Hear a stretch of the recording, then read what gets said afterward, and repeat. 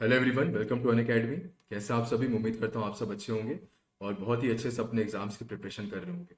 तो आप जैसा जानते हैं कि मैं टाइम टू टाइम आप लोगों के लिए कुछ अच्छी वीडियो सीरीज लेके आता हूँ जो आपके लिए काफ़ी मोटिवेटिंग भी रहती है, जिसमें हम लोग अपने किसी भी एग्जाम के रिगार्डिंग प्रिपरेशन के बारे में पढ़ना स्टार्ट करते हैं। या इसके अलावा अपन यहाँ पर टेस्ट सीरीज की इंपॉर्टेंस के बारे में डिस्कस करते हैं या कुछ बेसिक अपने थ्योरेटिकल सब्जेक्ट के जो कॉन्सेप्ट्स होते हैं उसको अपन पढ़ते हैं। तो इसी सीरीज में मैं आप लोगों के लिए एक और नया टॉपिक लेके आया हूँ, which is how to study a given subject. तो आप अगर किसी भी एग्जाम की प्रिपरेशन करना स्टार्ट करने वाले हैं या फ्यूचर में कभी आप एग्जाम देने का सोच रहे हैं, तो कोई एक पर्टिकुलर सब्जेक्ट को कैसे आप यहाँ पर अप्रोच कर सकते हो, उसके बारे में हम यहाँ पर कंप्लीट बात करेंगे। देन स्पेसिफिकली अपन ये भी देखेंगे कि अगर आप यहाँ पर एसएससी जेई, आरआरबी जेई या कोई सा भी एग्जाम अगर देने वाले हो, तो उसमें आपको सब्जेक्ट में क्या चीज़ एडिशनल करनी है या क्या चीज़ आपको वहाँ पर स्किप करना है। तो अपन यहाँ पर इस पूरे टॉपिक को डिस्कस करेंगे। तो आज जो सबसे फर्स्ट वीडियो मैं आप लोगों के लिए लेके आया हूँ, that is regarding how to study environmental engineering. तो सिविल इंजीनियरिंग का एक काफी अच्छा सब्जेक्ट है विच इज एनवायरमेंटल इंजीनियरिंग। तो इसको किस तरीके से पढ़ना चाहिए अगर आप इसको पहली बार पढ़ने वाले हो, क्या क्या इसके टॉपिक्स होते हैं, क्या क्या इसका सिलेबस का पार्ट है आपका, क्या इसके की कॉन्सेप्ट्स हैं, कुछ बेसिक बातें अपन यहाँ पर करेंगे। और दूसरा मैं यहाँ पर सेम ये वीडियो जो सीरीज हमारी चल रही है उसको मैं आपको पीपीटी के थ्रू भी दिखा सकता हूँ। पर अगर मैं पीपीटी से आपको बताने जाऊंगा तो बहुत सारी चीजें होती जो मेरे दिमाग में रैंडमली आती वो मैं बता नहीं पाता। इसलिए मैं यहाँ पर जितना हो सकेगा मैं आपको लिख के जो उसकी इंपॉर्टेंस है वो बताऊंगा। लेकिन अगर आप लोग की डिमांड रहेगी कि सर आप इसको लिखने से अच्छा पीडीएफ के फॉर्म में या पीपीटी के फॉर्म में बताएंगे तो ज्यादा अट्रैक्टिव लगेगा, तो अगली वीडियो से मैं वो भी आपके लिए कर दूंगा। बेसिकली मेरा ये सोचना है कि अगर मैं आपको यहाँ पर कुछ इंपॉर्टेंट पॉइंट्स अगर खुद ही लिख के बताऊंगा, टॉपिक्स अगर मैं आपको लिख के बताऊंगा, तो इससे क्या है कि आपको वो चीज़ें याद रहेगी और उसके ऊपर आपका फोकस भी अच्छा रहेगा। एनीवेज, जैसा आप लोग का डिमांड रहेगा मुझे कमेंट सेक्शन में बता दीजिए। चलिए तो स्टार्ट करते हैं। तो सबसे पहले अपन यहाँ पर बात करते हैं रिगार्डिंग अवर सब्जेक्ट जिसकी प्रिपरेशन आप स्टार्ट करने वाले हो, दैट इज एनवायरमेंटल।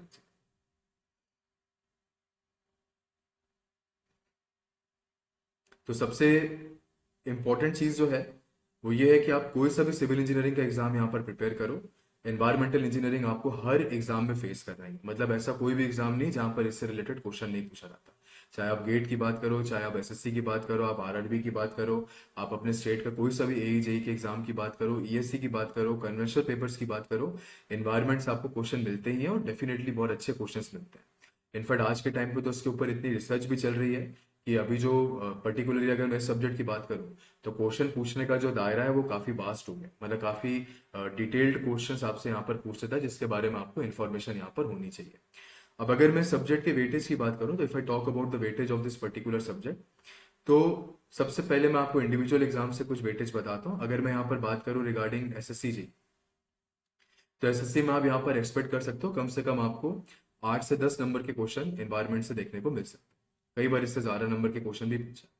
वही अगर मैं यहाँ पर बात करूँ रिगार्डिंग आरआरबी जेई, तो आरआरबी जेई में भी आप यहाँ पर एक्सपेक्ट कर सकते हो कम से कम 8 मार्क्स मिनिमम। 8 मार्क्स का क्वेश्चन तो आपको यहाँ पर ही पूछ ही ले, क्योंकि टॉपिक्स इसके बहुत वास्ट है, सब्जेक्ट काफी बड़ा है। इसलिए जो वेटेज होता है सब्जेक्ट का, ये पर्टिकुलरली आपको ज्यादा देखने को मिलता है। देन अगर मैं यहाँ पर बात करूँ रिगार्डिंग योर गेट एग्जाम, तो गेट एग्जाम में भी जो उसका वेटेज है वो फ्लक्चुएट करता है, लेकिन कभी भी 10 नंबर से कम नहीं पूछता है। ठीक है, तो इसका जो वेटेज है जनरली आप मान के चलिए कि 12 से 15 नंबर के बीच में इसका वेटेज रहता है, लेकिन 10 मार्क्स से कम कभी भी नहीं पूछा। तो एटलीस्ट 10 मार्क्स का तो मान के चलिए ये आपसे पूछेगा ही पूछेगा गेट एग्जाम। देन अगर मैं यहाँ पर ईएससी की बात करूँ, मतलब ईएससी प्रीलिम्स की मैं बात कर रहा हूँ यहाँ पर, तो ईएससी प्रीलिम्स में ऑलमोस्ट जितने भी आपके सब्जेक्ट हैं उनका वेटेज कॉमन ही रहता है। तो यहाँ पर भी आप एक्सपेक्ट कर सकते हो कि 10 से 15 मार्क का आपका एनवायरमेंट का वेटेज यहाँ पर रहता है। तो अगर आपके पूरे पेपर में इतना मार्क्स अगर एक पर्टिकुलर सब्जेक्ट पूछा जा रहा है, ठीक है, अभी जैसे यूपीपीएससी वगैरह का भी सब्जेक्ट हुआ था, सॉरी एग्जाम हुआ था, आरपीएससी का पेपर हुआ था, कितने ज्यादा क्वेश्चंस पूछे गए थे इसमें से। इनफैक्ट हम लोगों ने पेपर डिस्कशन भी किया था, और आरपीएससी के पेपर में तो इसके जो क्वेश्चन थे उसका लेवल बड़ा ही अच्छा था। कहने का मतलब है कि आप अगर ऊपर ऊपर से सब्जेक्ट पढ़ के गए हो, कॉन्सेप्ट अगर आपका क्लियर नहीं है तो आप इसका आंसर भी नहीं कर पाते। तो कुछ ऐसे क्वेश्चन भी उसमें पूछे गए थे इसमें। ठीक है, इसलिए मैं बोल रहा हूँ कि इसको बहुत डिटेल में पढ़ना पड़ता है। और एनवायरमेंटल इंजीनियरिंग पढ़ने के पहले कुछ रिकमेंडेशंस मैं आपको बता देता हूँ। जैसे सबसे पहले तो मैं आपको ये बताता हूँ कि इसके अंदर क्या क्या पार्ट्स होते हैं, तो what are the different parts which are being involve in this particular subject. तो यहाँ पर आप देख सकते हो कि बेसिकली हमारा जो सब्जेक्ट है ये 4 पार्ट में डिवाइडेड है। पहला आपका रहता है वाटर सप्लाई इंजीनियरिंग, तो वाटर सप्लाई इंजीनियरिंग। दूसरा आपका जो रहता है ये है वेस्ट वाटर इंजीनियरिंग।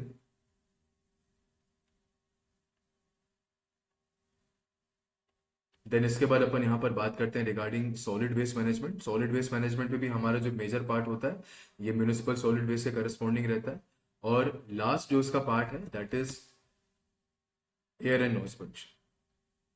अब मैं चाहूँ तो उनको बाइफरकेट भी कर सकता हूँ, लेकिन मैं भी आपको दोनों को एक ही में लिख के देता हूँ, एयर एंड नॉइज पोल्यूशन। तो बेसिकली ये चार पार्ट में आपकी इन्वायरमेंटल इंजीनियरिंग जो है पूरी डिवाइडेड है। तो वाटर सप्लाई इंजीनियरिंग है, वेस्ट वाटर इंजीनियरिंग है, सॉलिड वेस्ट मैनेजमेंट है, एयर एंड नॉइज पोल्यूशन। तो वाटर सप्लाई इंजीनियरिंग को रॉ वाटर भी बोल दिया, तो raw it is also termed as raw water engineering. तो इसका जो एक और पार्ट है इसको अपन रॉ वाटर इंजीनियरिंग भी।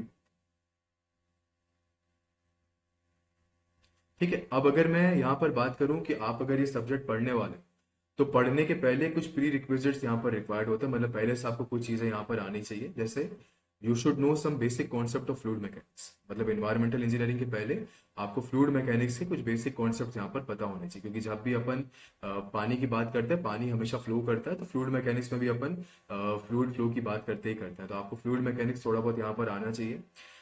कुछ बेसिक केमिस्ट्री के कॉन्सेप्ट आपको यहाँ पर आना चाहिए। तो बेसिक केमिस्ट्री की अगर मैं यहाँ पर बात करूँ तो थोड़ा बहुत आपको यहाँ पर फिजिकल केमिस्ट्री में मोल कॉन्सेप्ट की नॉलेज होनी चाहिए। ठीक है, इसमें अपन जो मोलालिटी, नॉर्मेलिटी, मोलालिटी, ये सब चीज़ें जो पढ़ते हैं, इक्विवेलेंसी हो गया, फिर आपका नंबर ऑफ मोल्स हो गया, मॉलिक्यूलर वेट हो गया, ये सब चीज़ें जो अपन पढ़ते हैं ये सब आपको अच्छे से आना चाहिए। तो हर एक केमिकल कंपाउंड का आपको मॉलिक्यूलर वेट पता होना चाहिए, कैसे उसका नंबर ऑफ मोल्स निकाला जाता है, उसका इक्विवेलेंट वेट कैसे निकाला जाता है, ग्राम इक्विवेलेंट कैसे निकाला जाता है, नॉर्मलिटी कैसे निकाली जाती है, मोलारिटी कैसे निकाली जाती है, ये सारी चीज़ें आपको यहाँ पर आनी चाहिए मतलब अच्छे से आनी चाहिए। ऐसा नहीं कि आपने उसको ऊपर ऊपर से पढ़ लिया, तो ये आपको बहुत डिटेल में आना चाहिए। थोड़ा बहुत आपको यहाँ पर सरफेस केमिस्ट्री की नॉलेज भी होनी चाहिए, बहुत ज़्यादा तो नहीं, लेकिन बेसिक नॉलेज आपको यहाँ पर सरफेस केमिस्ट्री की भी होनी चाहिए। एंड थोड़ा बहुत आपको यहाँ पर माइक्रोबायोलॉजी का भी रिक्वायरमेंट होता है, हालांकि ये बहुत ज़्यादा प्रधान नहीं है इसमें, लेकिन इसमें इसके भी कॉन्सेप्ट इन्वॉल्व होते हैं, मैं ऐसा आपको बताना चाहूँ। लेकिन मेरा रिकमेंडेशन ये है कि कम से कम ये दोनों सब्जेक्ट तो आपके बहुत अच्छे, मतलब केमिस्ट्री का ये मतलब नहीं कि पूरा केमिस्ट्री पढ़ रहे हैं आप, जो फिजिकल केमिस्ट्री का आपका मोल कॉन्सेप्ट का पार्ट है ना, जो मॉलिक्यूलर वेट वगैरह आप कैलकुलेट करते हो, ये सब चीज़ें आपको आनी चाहिए। ग्राम इक्विवेलेंट वगैरह जो आप कैलकुलेट करते हो ये आनी चाहिए। फ्लूइड मैकेनिक्स आपको ऑलमोस्ट पूरा आना चाहिए इसके लिए।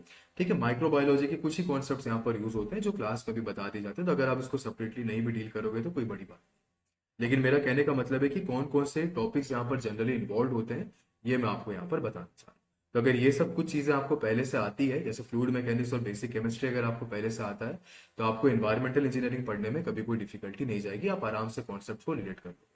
तो रिकमेंडेशन यही है कि पहले आप इसको पढ़ने के पहले थोड़ा सा एफएम बेसिक ही आप पढ़ लो। वैसे भी एफएम आपका ऐसा सब्जेक्ट है जो एनवायरनमेंट हो गया, सॉइल हो गया, इरिगेशन हो गया, हाइड्रोलॉजी हो गया, ऑलमोस्ट जितने भी आपके पानी वाले सब्जेक्ट है सब जगह यूज होता ही है, तो पहले पढ़ लोगे तो कोई नुकसान नहीं। तो ये तो मैंने बात की आपको कि प्री रिक्विजिट्स आपके यहाँ पर क्या क्या होनी चाहिए। अब अपन आते हैं कि इन टॉपिक्स के अंदर अपन क्या क्या डील करते हैं। तो सबसे पहले अगर मैं यहाँ पर बात करूँ तो वाटर सप्लाई के अंदर हमारा सबसे पहला टॉपिक होता है, इसलिए कलर चेंज करते हैं ये। तो सबसे पहला जो हमारा टॉपिक होता है that is termed as water demand. तो first of the topic is water demand. Basically जब अपन रॉ वाटर इंजीनियरिंग की बात करते हैं तो हमारा मेन टारगेट ये रहता है कि आप एक पर्टिकुलर सोर्स ऑफ वाटर से पानी को शहरों में सप्लाई कर रहे हो। तो वाटर सप्लाई करो तो कहाँ सप्लाई कर रहे हो, कम्युनिटी में या शहर में सप्लाई। तो उसके लिए आपको एक सोर्स पता होना चाहिए, और सोर्स जैसे आपका रिवर हो गया, लेक हो गया, पॉन्ड हो गया, सी हो गया, तो ये सब जितने भी आपके सोर्स है या ग्राउंड वाटर हो गया, इनमें जो पानी प्रेजेंट होता है उस पानी को अपन टेक्निकली रॉ वाटर बोलते हैं। तो ये जो रॉ वाटर है आपको सोर्स में से कलेक्ट करके इसको शहरों में सप्लाई करना होता है। इसलिए ये जो पूरी हमारी इंजीनियरिंग होती है जहां पर पानी को सप्लाई किया जाता है सोर्स से लेके कम्युनिटी तक, इसको अपन टेक्निकली वाटर सप्लाई इंजीनियरिंग बोलते हैं, या इसको अपन रॉ वाटर इंजीनियरिंग भी बोलते हैं। रॉ वाटर इंजीनियरिंग क्यों बोलते हैं इसका लॉजिक भी आपको मैंने बता दिया। तो कम्युनिटी में रहने वाले लोगों को कितना पानी चाहिए, कितनी उनकी डिमांड है, इससे सबसे पहला तो आपका यहाँ पर होता है वाटर डिमांड। और पानी की डिमांड भी अपन तब फुलफिल कर पाएंगे जब आपको ये पता रहेगा कि जब एक डिजाइन लाइफ किसी भी चीज से खत्म होती है तो वहां पर कितनी पॉपुलेशन हो। तो अपन इसी टॉपिक के अंदर वाटर डिमांड के साथ पॉपुलेशन फोरकास्टिंग की भी बात करते हैं। इसका मतलब है कि फ्यूचर पॉपुलेशन आपके शहर में कितना आ सकता है, जिसके लिए आप लोग कोई वाटर स्कीम को यहाँ पर डिजाइन कर सकते हैं। अब शहर में जब बेटा पानी सप्लाई किया जाता है तो कभी भी डायरेक्ट सोर्स से उठा के पानी नहीं दिया जाता, तो उसको पहले कलेक्ट किया जाता है। कलेक्ट करने के बाद उसको ट्रांसफर किया जाता है कहाँ पर, वाटर ट्रीटमेंट प्लांट के अंदर। और वाटर ट्रीटमेंट प्लांट में सबसे पहले हम ये चेक करते हैं कि आपका ये जो पानी है इसकी बीमारियां क्या है, क्योंकि ऑब्वियस सी बात है जो रॉ वाटर है आपका उसको डायरेक्टली आप कंज्यूम नहीं कर सकते। तो रॉ वाटर के अंदर क्या प्रॉब्लम है, क्या इसमें इम्प्योरिटीज प्रेजेंट है, ये सब के बारे में भी आपको यहाँ पर जानकारी होना चाहिए। तो इसके बाद हमारा जो टॉपिक बनता है वो होता है to test about water quality parameter. तो आप इस पानी को ट्रीट करने वाले हो, उसको शहर में भेजने वाले हो, तो शहर में भेजने के पहले ट्रीटमेंट किया जाता है इसका।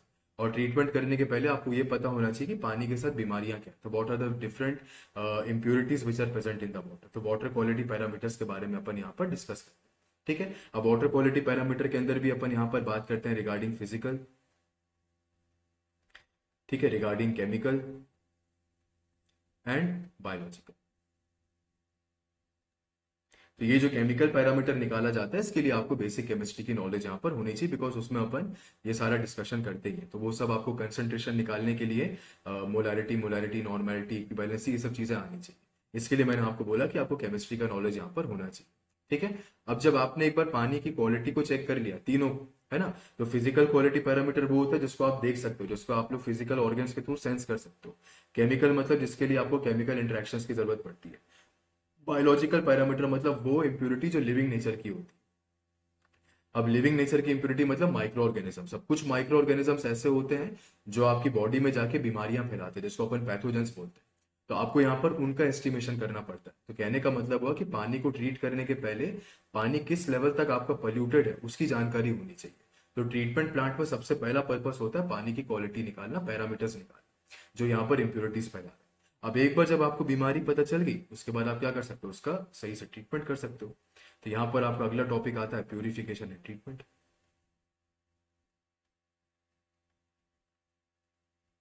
अब ट्रीटमेंट जो भी किया जाएगा इम्प्योरिटी के हिसाब से किया जाएगा। बहुत सारे ट्रीटमेंट होते हैं, आप स्क्रीनिंग करते हो, आप एरेशन करते हो, आप प्लेन सेडिमेंटेशन करते हो, आप कोएगुलेशन करते हो, फ्लोकुलेशन करते हो, आप यहाँ पर अगेन सेडिमेंटेशन करते हो, फिल्ट्रेशन करते हो, डिसइंफेक्शन करते हो। तो ये सारे ट्रीटमेंट फेजेस से होने के बाद आपका जो पानी होता है ये अब कंज्यूम करने के योग्य हो जाता है। और ट्रीटमेंट करने के टाइम भी आपका टॉप पर्पस ये होना चाहिए कि आपको इसमें से ये इम्प्योरिटीज के कंसंट्रेशन को कम करना है। इसलिए जब भी आप कोई सा भी ट्रीटमेंट परफॉर्म करते हो, ट्रीटमेंट परफॉर्म करने के बाद एक और बार क्वालिटी पैरामीटर्स की टेस्टिंग करी जाती है कि आपने जो उसमें ट्रीटमेंट दिया है उसमें जो हमारा पैरामीटर है वो रिड्यूस हुआ कि नहीं हुआ, सब कंसंट्रेशन कम हुआ कि नहीं हुआ, ये भी आपको यहाँ पर चेक करना पड़ता है। इसलिए ट्रीटमेंट करने के बाद again the quality parameters are again check. Okay, चलो, अब जब यहाँ पर पानी ट्रीट हो गया इसका मतलब है कि अब ये शहरों में सप्लाई करने के लायक हो चुका है। तो इसके बाद अपन क्या करते हैं, इसके बाद अपन यहाँ पर बात करते हैं regarding distribution system. Distribution system की बात करते हैं। इसका मतलब है कि अब जब आपको पानी को शहर में भेजना है तो शहर में भेजने के लिए आपके पास यहाँ पर क्या क्या सुविधाएं अवेलेबल है, what are the different facilities और different types of the pipe networks which are being available to supply. क्योंकि पानी जब सप्लाई करते हैं हम पाइप से सप्लाई करते हैं, ठीक है, सप्लाई करने के लिए we take the help of pipe. और जनरली जो अपन डिस्ट्रीब्यूशन सिस्टम की बात करते हैं वहां पर हमारे पाइप अंडरग्राउंड होते हैं। अब पाइप में पानी फ्लो हो रहा है बेटा आपका, ठीक है, इसका मतलब यहाँ पर आपको डिस्चार्ज, कंटिन्यूटी इक्वेशन, पानी में पाइप में जब पानी फ्लो होता है तो वहां पर कौन कौन से लॉसेज हो सकते हैं, तो ये सारी बातें आपको पता, और ये सब कॉन्सेप्ट आपका एफएम का हो जाता है। इसलिए एफएम आपको यहाँ पर आना चाहिए। इनफैक्ट ट्रीटमेंट के टाइम पे भी जब अपन पानी सप्लाई की बात करते हैं तो उसमें भी आपको थोड़ा बहुत एफएम का कॉन्सेप्ट यूज करना पड़ता है। इसलिए मैंने आपको बोला कि पहले अगर आपने एफएम पढ़ लिया तो ये सब्जेक्ट आपके लिए बड़ा आसान। एनीवेज, डिस्ट्रीब्यूशन सिस्टम में हम बेसिकली यहाँ पर बात करेंगे regarding pipe network and types of the distribution system which are being available with us to supply the water. ठीक है, पाइप की जो नेटवर्किंग होती है ये शहर के नक्शे के हिसाब से होती है। तो as per the map of the city, as per the map of the road pattern, what we do, we arrange the pipe networks and we then supply the water to the community. ठीक है, इसमें अपन यहाँ पर different types of pipes की भी बात करते हैं। तो कौन से पाइप की कैसी प्रॉपर्टी होती है, क्या क्या कनेक्शन उसमें आप दे सकते हो, आपके घर तक जो पानी पहुंच रहा है उसमें क्या क्या पूरा सिस्टम अवेलेबल है, तो ये सारी बातें भी अपन इसी चैप्टर में करते हैं। अब ये आपका पूरा जो चैप्टर होता है इसको अपन बोलते हैं वाटर सप्लाई इंजीनियरिंग। इसका मतलब है कि अब जो पानी है ये शहर तक पहुंच चुका है। ठीक है, और जब आप इस टॉपिक को पढ़ रहे हो बेटा, आपके पढ़ने का सीक्वेंस यही होना चाहिए, आपको यही सीक्वेंस में इस टॉपिक को पढ़ना। अब एक बार जब आपका पानी शहर में पहुंच गया, अब शहर के रहने वाले लोगों ने उस पानी को यूज किया, तो ऑब्वियस सी बात है कि जितना पानी आप भेजोगे उसमें से कुछ क्वांटिटी पानी आपकी कम हो जाएगी, बिकॉज लोगों ने यूज कर लिया है वो पानी। अब पानी को यूज करने के बाद यहाँ पर क्या होता है कि ये जो पानी होता है इसमें कुछ कुछ कंटेमिनेंट्स आ जाते हैं, आपका पानी जो होता है एक तरीके से पल्यूट हो जाता है। ठीक है, अब पानी तो अभी भी वही है, लेकिन पानी अब आपका थोड़ा सा पल्यूट हो गया।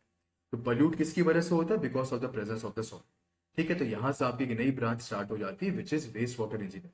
और वेस्ट वाटर इंजीनियरिंग का टारगेट होता है कि कम्युनिटी से पानी को वापस सोर्स में भेजना। तो उल्टा जो ये प्रोसेस होता है इसको अपन बोलते हैं वेस्ट वाटर इंजीनियरिंग। इसका मतलब है कि जो वेस्ट वाटर है इसको पोर्टेबल बनाने के बाद भी हम इसको दोबारा कंज्यूम नहीं करते, अल्टीमेटली अपन सोर्स में इसको डिस्पोज कर देते हैं। तो ये आपकी वाटर सप्लाई इंजीनियरिंग है, ये आपकी वेस्ट वाटर इंजीनियरिंग है। और जो पानी शहर में सप्लाई किया जाता है वही पानी आपका वेस्ट वाटर में कन्वर्ट होता है। इसलिए आपको पहले वाटर सप्लाई के बारे में पढ़ना पड़ेगा, उसके बाद ही आप यहाँ पर वेस्ट वाटर को अच्छे से समझ पाओगे। तो पहला सीक्वेंस आपका यही होना चाहिए, to study about water supply, then you should study about waste. क्योंकि यही पानी जो आपका शहर में पहुंचा है वही आपका किस में कन्वर्ट हो गया? वेस्ट वाटर में कन्वर्ट हो गया। अब वेस्ट वाटर के बारे में अपन जानकारी निकालते हैं ना, सबसे पहले आपको यहाँ पर ये पता होना चाहिए कि वेस्ट वाटर के अंदर ऐसी क्या चीज है जो पानी को पल्यूट कर रही है। ठीक है, इसका क्या टेंडेंसी है न्यूसेंस फैलाने का, यानी कि इम्पैक्ट्स प्रोड्यूस करने का। तो सबसे पहला टॉपिक जो अपन यहाँ पर पढ़ते हैं that is concern with quality. तो क्वालिटी, पहले तो आपको वेस्ट वाटर की कुछ बेसिक प्रॉपर्टी मालूम होनी चाहिए। इसके बाद अपन यहाँ पर क्वालिटी या कैरेक्टरिस्टिक्स के बारे में पढ़ते हैं। सबसे पहला टॉपिक आपका यही होता है, to study about the characteristics of, मतलब क्या क्या चीजें हैं उसके अंदर, ये आपको पहले पता होना चाहिए। अब कायदे से इसके बाद अपन को क्या करना चाहिए भैया? इसके बाद हमें करना ये चाहिए कि आपको कैरेक्टरिस्टिक्स जानने के बाद इसका ट्रीटमेंट करना चाहिए। पर डायरेक्टली अपन यहाँ पर ट्रीटमेंट करते यही सीक्वेंस में, लेकिन समझने के लिए आपको मैंने ये बताया कि भैया हमें अल्टीमेटली इसको डिस्पोज करना है। अब डिस्पोज करना है तो आपको ये पता होना चाहिए कि आप जहां पर भी इस वेस्ट वाटर का ट्रीटमेंट करने वाले हो, मतलब आपका जो वेस्ट वाटर ट्रीटमेंट प्लांट है जहां पर इसका ट्रीटमेंट होगा, उससे आपका डिस्पोजल साइट कितना दूर है ये आपको जानकारी होना चाहिए। मतलब रिवर है कि लेक है कि पॉन्ड पे डिस्पोज करो कि लैंड पे ही डिस्पोज करो, ये सारी बातें आपको पता होनी चाहिए। इसलिए जब पढ़ने बैठो आप तो क्वालिटी के बाद आपको बेसिकली यहाँ पर पढ़ना चाहिए रिगार्डिंग डिस्पोजल। तो डिस्पोजल पहले पढ़ना चाहिए, इसका ये मतलब नहीं कि डिस्पोजल आप पहले करते हो, ये आपको पहले पढ़ना चाहिए। ये मैं पढ़ने के हवाले से आपको बता, ठीक है, आपको इसको पहले पढ़ना चाहिए because you should know that after treating the waste water where I have to dispose it, तो where is the disposal side, how far it is from the sewage treatment plant और एनीथिंग, ये सारी बातें आपको पता होनी चाहिए। Then obvious सी बात है, डिस्पोज करने के लिए भी आपको वेस्ट वाटर ट्रीटमेंट प्लांट से पानी को डिस्पोजल साइट तक लेके जाना पड़ेगा। तो उसके लिए अगेन अपन पाइप्स की हेल्प लेते हैं। अब जो पाइप मैंने आपको वाटर में पढ़ाया था वो सेम पाइप नहीं होते, यहाँ पर जो आपका पाइप होता है उसको अपन टेक्निकली बोलते हैं सीवर्स। तो ये पूरे सीवर्स की डिजाइनिंग आपको यहाँ पर आनी चाहिए। सीवर्स में फ्लो कैसे कंप्यूट किया जाता है, क्या इसका डिजाइन पैरामीटर होता है, कितने तरह के सीवर होते हैं, ठीक है, ये सारी बातें आपको, और उसको सीवर्स में क्या क्या एपरेटेंसेस अपन यूज करते हैं, ये सारी बातें आपको पता होनी चाहिए। ठीक है, इसके बाद अपन यहाँ पर ट्रीटमेंट के बारे में पढ़ते हैं। तो ये मैं आपको पढ़ने के पॉइंट ऑफ व्यू से बता, इसमें कोई बुराई नहीं है कि अगर आप क्वालिटी के बाद ट्रीटमेंट पढ़ लोगे तो उसमें कुछ आपको नुकसान हो जाएगा, कोई नुकसान नहीं। लेकिन अगर आपको फील करना है सब्जेक्ट को तो आपको पहले इसी सीक्वेंस में उसको पढ़ना चाहिए। क्वालिटी जान लिया, इसके बाद ट्रीटमेंट करना है प्रैक्टिकली, ट्रीटमेंट के बाद पानी को डिस्पोज करना है, डिस्पोजल साइट कहाँ है वो पहले पता होनी चाहिए, इसलिए अपन इसके बारे में पहले पढ़ते हैं। इसके बाद फिर अपन यहाँ पर सीवर्स के बारे में पढ़ते हैं, फिर अपन इसका ट्रीटमेंट करते हैं। अब जब आपने इसका पूरा ट्रीटमेंट कर दिया, इसका ट्रीटमेंट भी बहुत लंबा होता है, इसमें भी पहले अपन प्रीलिम ट्रीटमेंट करते हैं। इसमें स्क्रीनिंग होता है आपका, फिर ग्रिड चैम्बर होता है, स्किमिंग टैंक होता है, फिर इसको सेटल करवाया जाता है प्राइमरी सेडिमेंटेशन टैंक में। अब जहां पर आपका प्राइमरी सेडिमेंटेशन टैंक होता है वहां पर सेटलिंग के वक्त जो सॉलिड बनते हैं वो स्लज बनाते हैं, तो स्लज का ट्रीटमेंट अलग स्टार्ट हो जाता है। ठीक है, जो चीज आपके प्राइमरी सेडिमेंटेशन टैंक के ऊपर सुपर नेटेंट के फॉर्म में है वो आपका आगे वाले यूनिट में जाती है, तो कहने का मतलब है बायोलॉजिकल यूनिट ट्रीटमेंट में जाती है। फिर जब भी सेकेंडरी ट्रीटमेंट, सॉरी, जब भी वेस्ट वाटर का ट्रीटमेंट होता है हमें हमेशा एक सेडिमेंटेशन टैंक प्रोवाइड करना ही पड़ता है, ताकि आप वहां पर सॉलिड्स की सेटलिंग करवा के उनका कंसंट्रेशन कम कर सको। तो सेकेंडरी ट्रीटमेंट हुआ, बायोलॉजिकल ट्रीटमेंट हुआ, उसके बाद अगेन आपने सेटलिंग करवाई तो वहां पर भी सॉलिड बने, जहां सेटलिंग होती है सॉलिड बनता है वहां पर स्लज भी बनती है, तो अगेन उसका ट्रीटमेंट भी स्टार्ट हो जाता है।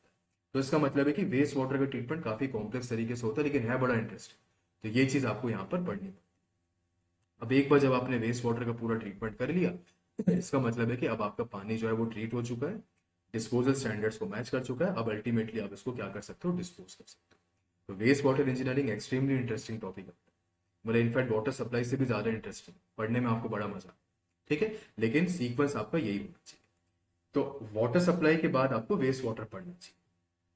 अब इसके अलावा जितने भी आपके ये तीन टॉपिक्स और बच रहे हैं, इसमें ऐसी कोई पाबंदी नहीं है कि आपको यही पहले पढ़ना चाहिए। कहने का मतलब है कि आप अगर एनवायरमेंटल इंजीनियरिंग पढ़ने जा भी रहे हो, अगर आप सॉलिड वेस्ट मैनेजमेंट से पढ़ना स्टार्ट करोगे तब भी कोई बुराई नहीं है, लेकिन एक सब्जेक्ट की जो फील होती है वो आपको नहीं है। तो अभी तक जितने भी वेस्ट के बारे में हमने बात किया ये हमारे लिक्विड वेस्ट।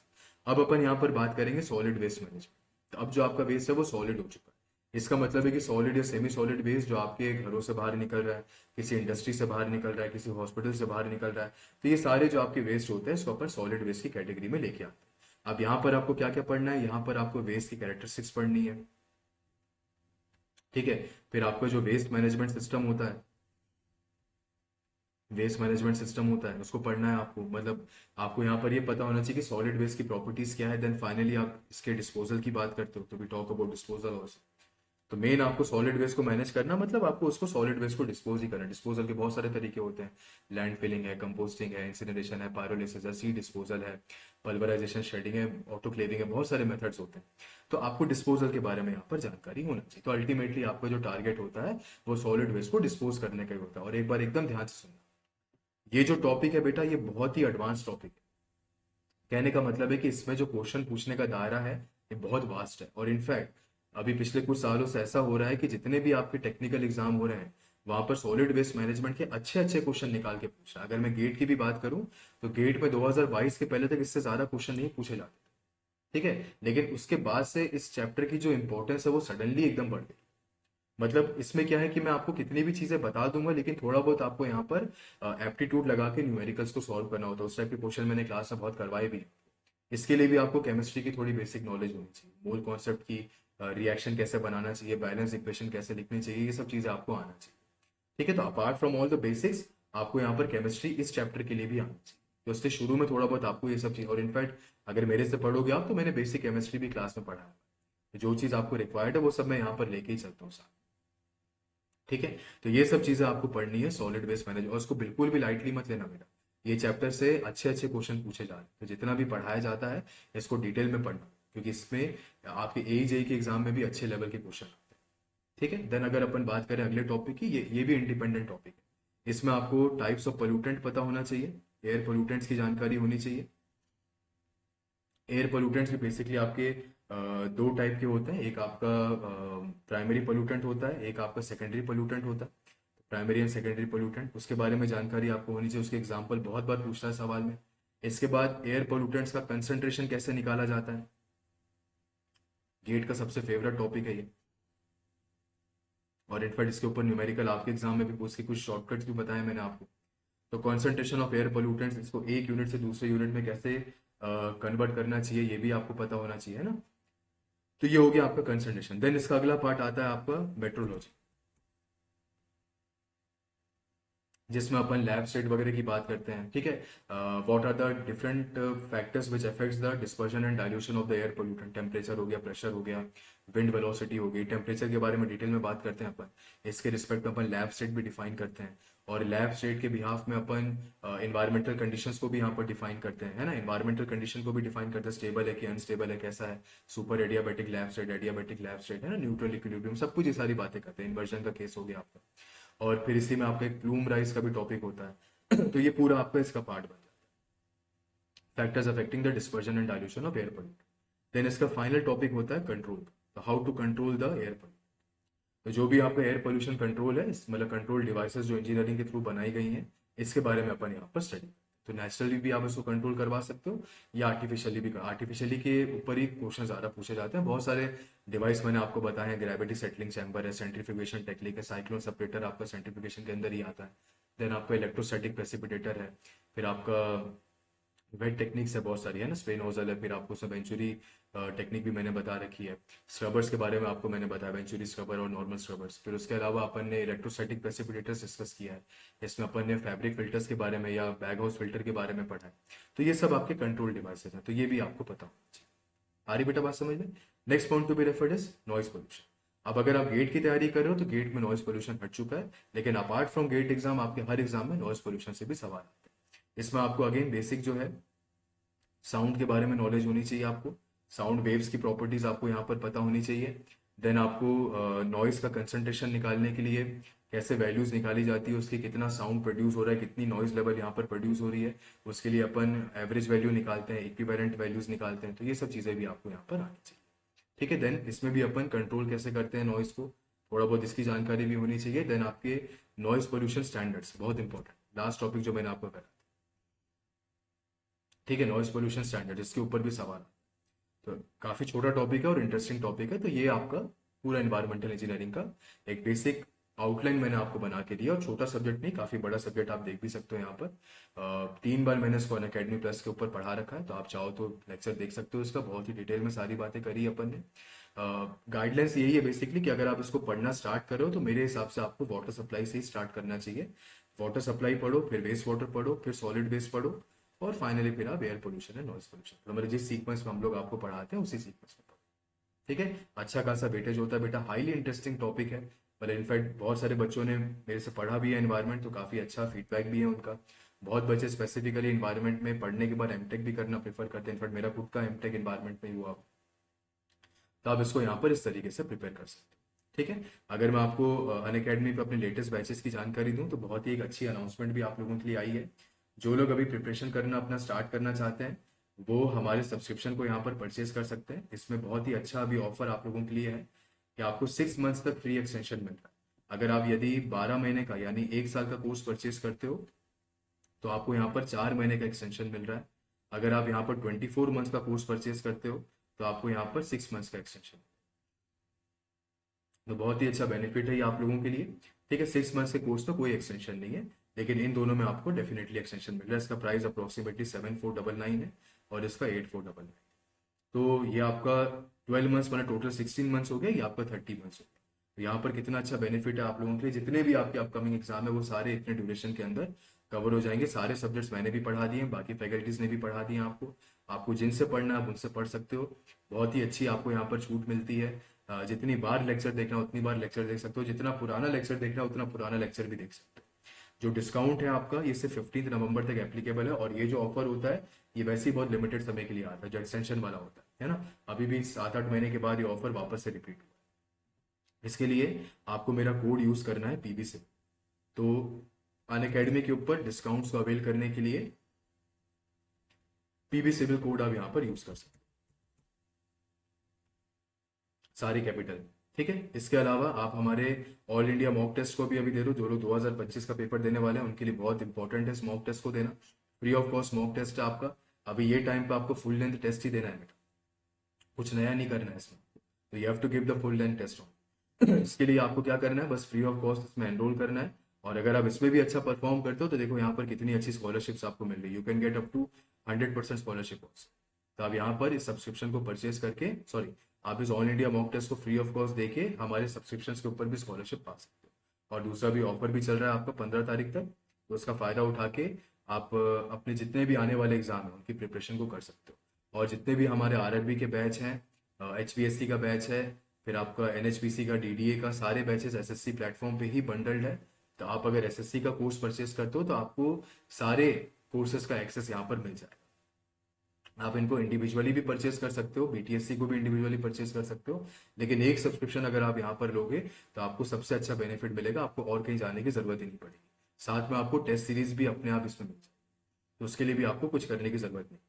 देन जो लोग प्रैक्टिस करना चाहते हैं, प्रैक्टिस हमने ऑलरेडी आपको काफ़ी करवाई है, पर आप सेपरेटली अगर प्रैक्टिस करना चाहते हैं क्वेश्चंस की 2025 के लिए, तो 649 में आप हमारा प्रैक्टिस प्रोग्राम बैच भी स्टार्ट परचेज कर सकते हो, जिसकी क्लासेस कल से स्टार्ट हो रही है। 3 सब्जेक्ट्स में मैं भी करवाऊंगा, एनवायरमेंट, ओसीएफ और स्टील सब्जेक्ट, 3 सब्जेक्ट्स में मेरे भी हैं।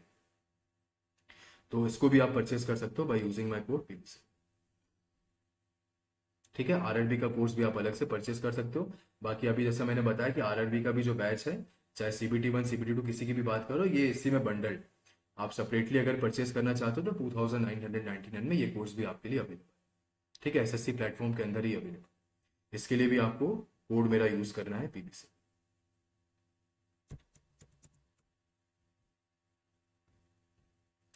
ठीक है, नॉन टेक्निकल का अगर आपको अलग से परचेस करना है उसका भी ऑप्शन है, टेक्निकल का अलग से परचेस करना है उसका भी ऑप्शन है।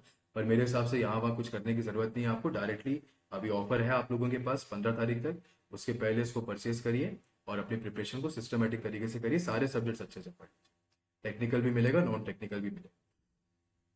ठीक है, यहाँ पर टेस्ट सीरीज भी अगर आप चाहते हो तो 1 रुपी स्पेंड करके आप टेस्ट सीरीज भी ले सकते हो। 14 टेस्ट यहाँ पर अवेलेबल है आपके पास, 2 फुल लेंथ टेस्ट है, बाकी सब्जेक्ट वाइज टेस्ट भी है, टेक्निकल नॉन टेक्निकल।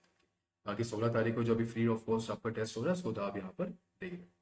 ठीक है, तो ये मेरी तरफ से कुछ मोटिवेशन था। अगला अपन यहाँ पर डिस्कस करेंगे रिगार्डिंग अनदर सब्जेक्ट, चाहे आपका स्ट्रेंथ ऑफ मटेरियल हो चाहे सॉइल हो, उसको कैसे प्रिपेयर करना चाहिए ये भी मैं आपको बताऊँ। Thank you everyone, God bless you.